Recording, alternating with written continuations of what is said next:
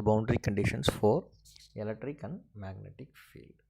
Okay, so we have four different boundary conditions. The first one indicates the tangential component of electric field is continuous at the surface, that is the electric field is same inside and outside of the surface. And second condition is the tangential component of the magnetic field is continuous only for non-perfect conductors. Then for a perfect conductors, the tangential component is discontinuity, and the discontinuity amount is equal to the linear current density. Third one is the normal component of the electric flux density is continuous if there is no surface charge present. And fourth one is the normal component of the magnetic flux density is continuous even at the surface of discontinuity. And we are going to derive the boundary conditions by using the Maxwell's four equations. Okay, so in this figure we have two different mediums and it's separated in horizontally. Okay, and the medium 1 have mu1 epsilon 1 and sigma 1, and medium 2 have mu2 epsilon 2 and sigma 2. Here the length of the vertical component is indicated as del y and the length of the horizontal component is del x. Okay, yeah, for the boundary condition 1 we are going to apply the Maxwell's second equation, that is the closed path of E dot dl is equal to the surface integral of dou b by dou t dot ds, and we are going to apply this equation to that the previous figure. Okay, you just take this figure, that is E, and we are going to apply the electric field. Okay, therefore Ey1 into del y,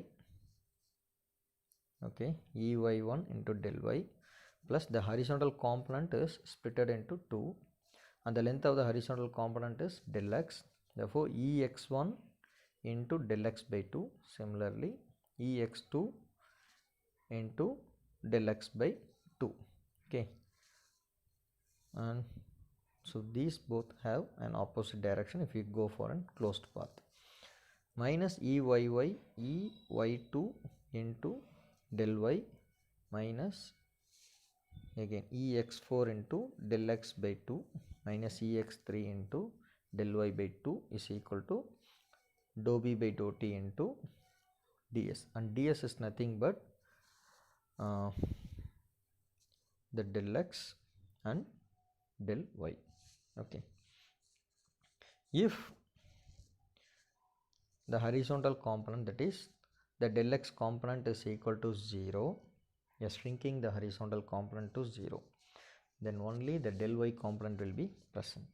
Okay, so reducing the width to 0 approach, del x equal to 0, therefore wherever the del x component is present, that will be equal to 0, and the remaining equation will be Ey1 into del y minus Ey2 into del y is equal to 0. So the Ey1 is equal to Ey2. This indicates the tangential component of the electric field is continuous.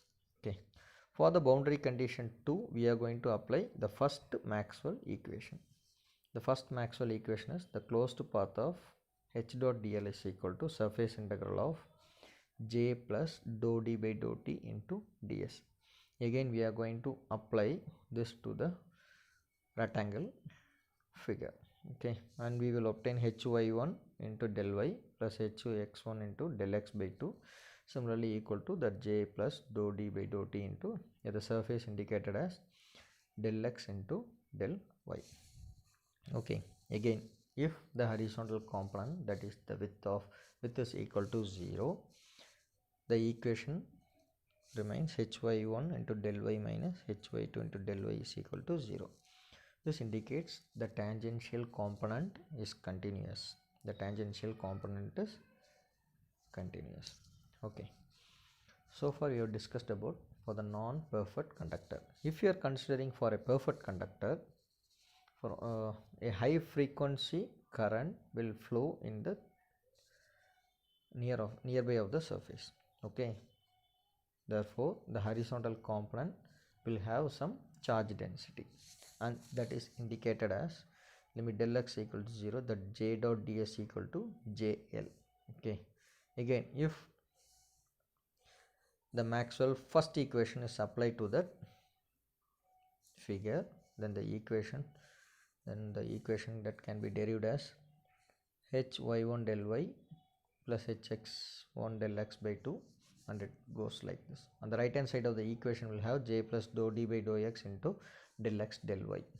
Okay, in this the j del x del y term will not get 0, because for a perfect conductor, and we are going to consider a high frequency component, for high frequency the current will present at the surface of the conductor.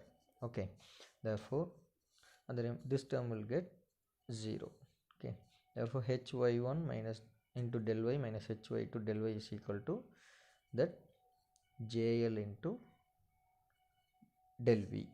Okay, here the del y term will get cancelled, and we have only hy1 minus hy2 is equal to jl. Okay, this is the linear current density will be present for a non-perfect conductor. Therefore the tangential component of H is discontinuous by an amount of the linear current density at the surface of the perfect conductor. And we are going to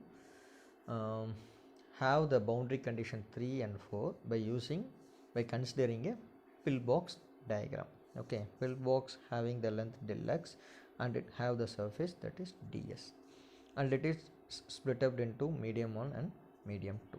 Medium 1 have the surface dn1, and medium 2 have the dn2. Okay,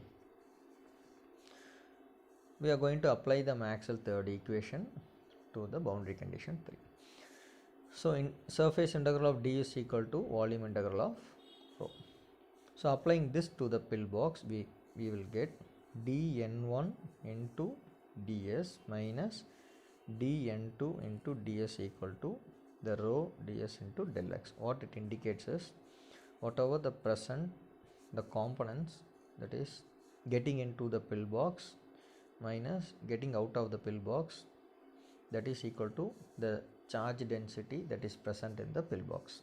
Okay, as we know, as del x equal to 0, the term will get dn1 is equal to dn2. So the normal component of d is continuous if there is no surface charge density. So we have to consider for a perfect conductor. Okay, in case of perfect conductor, the surface has surface charge density, that is rho s. Okay, so the volume charge density that can be written as rho v into del x equal to rho s, that is the surface charge density present. For the Maxwell, we are applying the Maxwell equation to the pillbox, that is Maxwell third equation to the pillbox, that is dn1 dx is minus dn2 ds equal to the rho v into ds and del x. Okay, here the ds term will get cancelled, and only we have dn1 minus dn2 equal to rho x. This indicates the normal component of d is discontinuous by the amount of surface charge density. Okay, now we are going to derive the boundary condition 4 by using the Maxwell fourth equation, that is the integral form of Maxwell fourth equation, that is the surface integral of b dot ds equal to 0, and applying to the pillbox diagram, we will get bn1 ds minus bn2 ds equal to 0. Therefore the magnetic flux density, the normal component of magnetic flux density is continuous, always continuous, but the normal component of electric flux density is discontinuous because there is some amount of charge density is present at the surface. Okay, That's all. Thank you.